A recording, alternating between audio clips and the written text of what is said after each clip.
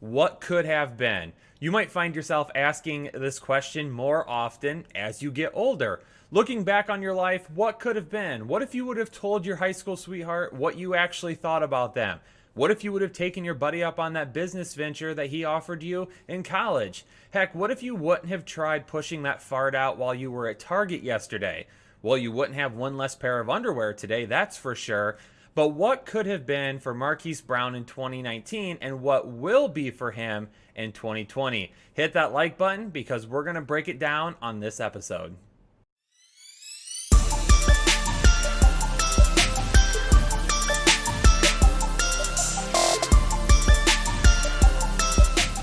What's up, Headliner Nation? Kyle from the Fantasy Headliners, and we're going to be talking about Marquise Brown and his road to being a wide receiver one in 2020. Not the wide receiver one, but a top 12 wide receiver. Given his current ADP, you're going to be getting him in the mid to late rounds, which is excellent for the upside he could potentially offer you. And that's what we are going to be breaking down on this episode is how do we get there and what does he need to do to be a wide receiver one. So hit that like button, comment below with what your thoughts are after the video is done, and of course subscribe to the Fantasy Headliners. But let's jump into it right now and first take a look at what he did in 2019. In 2019, not that bad of a season. Now, he only played 14 games, did miss a couple of games, and we're going to talk about that here in a minute, but had 46 receptions, 584 yards, scored 7 touchdowns, and had 12.7 yards per reception. So not a bad year. However, when you look at 2019, you can't just look at those statistics. You really need to look at what was the tale of 3 separate seasons for Marquise Brown within one season. Because from weeks 1 through 5, he got off to a great start. 39 targets, 21 receptions, 362 yards, 3 touchdowns. Then he misses some time. He misses a couple of games. They have their bye week, and he comes back in week 9. From weeks 9 to 12, not bad. Not exactly what we saw to begin the year, but still not bad. 19 targets, 14 receptions, 193 yards, still scores 3 touchdowns.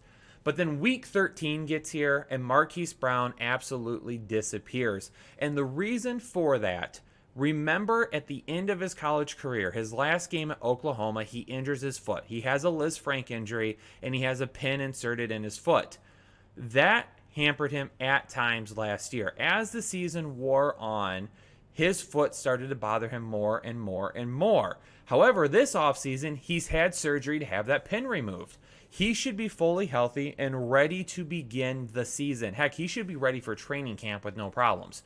Marquise Brown is healthy. But it's the big playability that we saw start really high and start to disappear as the season goes on. Because we get, again, weeks 1 through 5, great, 16.99 yards per reception. Excellent. Weeks 9 through 12, he comes back after sitting out a couple of games in the bye, 13.97 yards per reception. Still good. But then again, weeks 13 through 17, when he disappears, he drops all the way down to 5.01 yards per reception.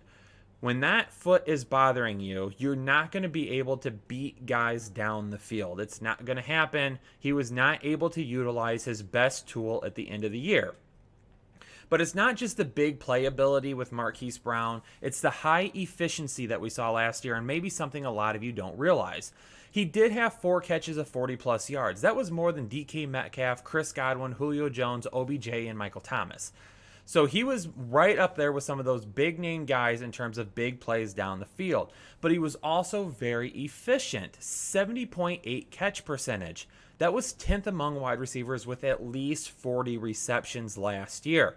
So we have the big play, we have the high efficiency, and also this offseason, now that he's fully healthy, Marquise Brown has added some weight. He's bulking up a little bit, which I think is 100% needed for him to really turn in not just being a speed wide receiver, but being a complete all-around wide receiver. He's added about 15 pounds so far this offseason, the last time I read, which I don't think is going to hamper his speed at all. But it is going to allow him to win on some of those contested balls down the field, and it is going to allow him to outplay some of the bigger and stronger cornerbacks in the league. I think Marquise Brown could become a version of Marvin Jones. Marvin Jones can win a lot of those plays down the field, and he's got some big playability.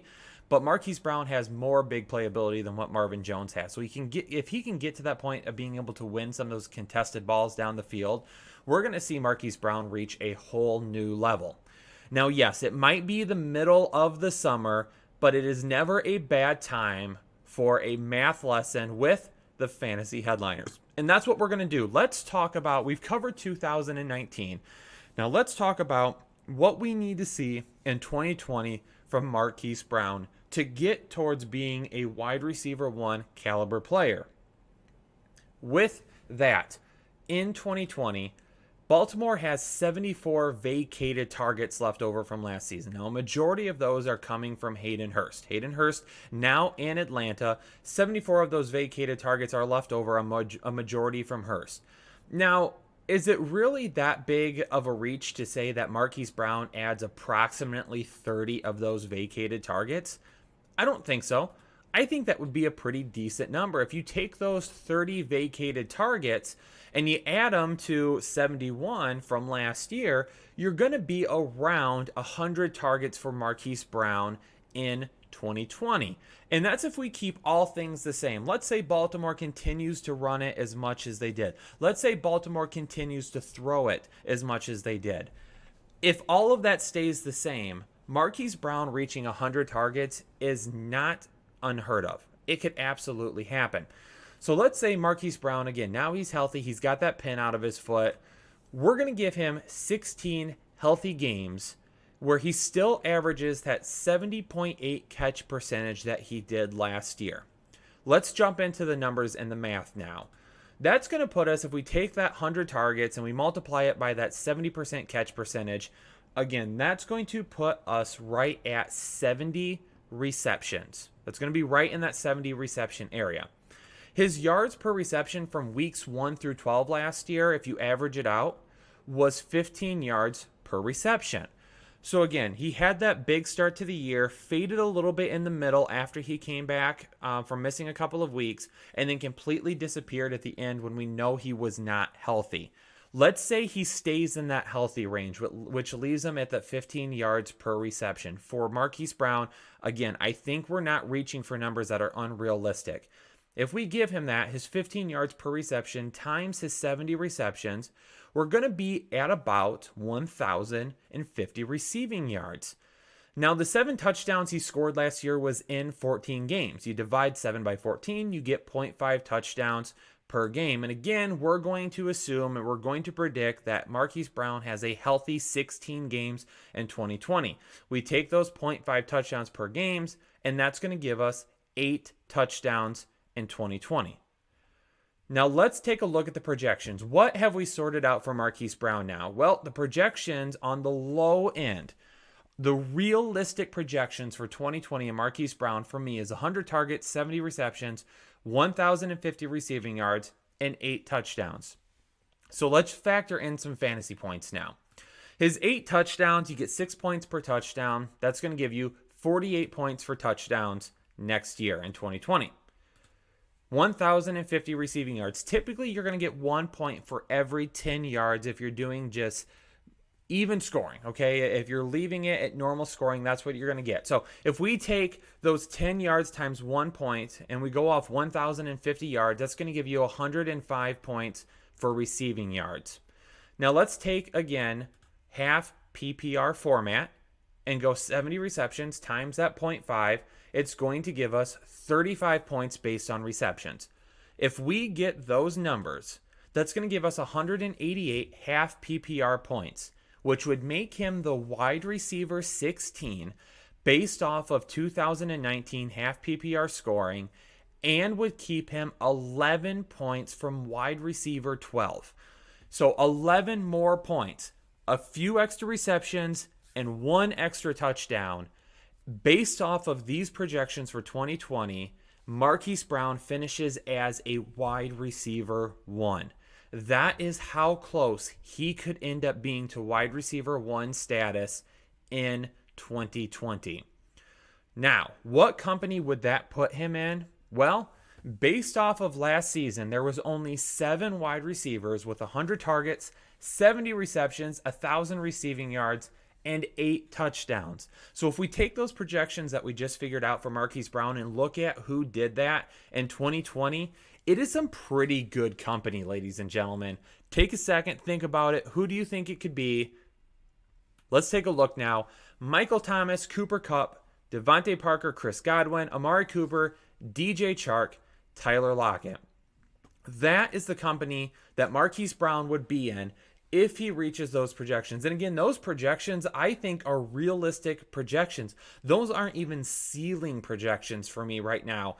Because again, what we're basing it off of is basically Marquise Brown getting 30 extra targets in 2020 and staying healthy. Because there's no more Hayden Hurst and Nick Boyle is now your tight end too, I could foresee a scenario here where Mark Andrews is still the number 1 target for Lamar Jackson, but Marquise Brown kind of slips right in behind him as being that number 2 target in the passing game. And if he breaks out some bigger plays, again, double-digit touchdowns is not out of the question. 1,000 receiving yards is not out of the question. 100 targets, 70 receptions, all those numbers are not out of the question for Marquise Brown in 2020. And because you can get him right now 7th, 8th, 9th round in some drafts, you're going to get an absolute steal because people are scared off by the running game. And these projections aren't even factoring in what happens if Baltimore just runs the ball a little bit less this year. Baltimore did average 36.8 rushing attempts per game last year and 35.6 the year before that. So I still expect them to be around that 35 number. But they're going to throw the ball a little bit more because when you run the ball so much, defenders creep up into the box. They play that run more and more. And then all it takes is just a couple of big plays from Marquise Brown because he's going to be able to beat defenders down the field because they're going to be so focused on the run game. So that is Marquise Brown's path to wide receiver 1 status in 2020. And before you head out, don't forget you can pre-order our draft guide right now. Almost 600 pages of virtual fantasy football content. It's going to be amazing.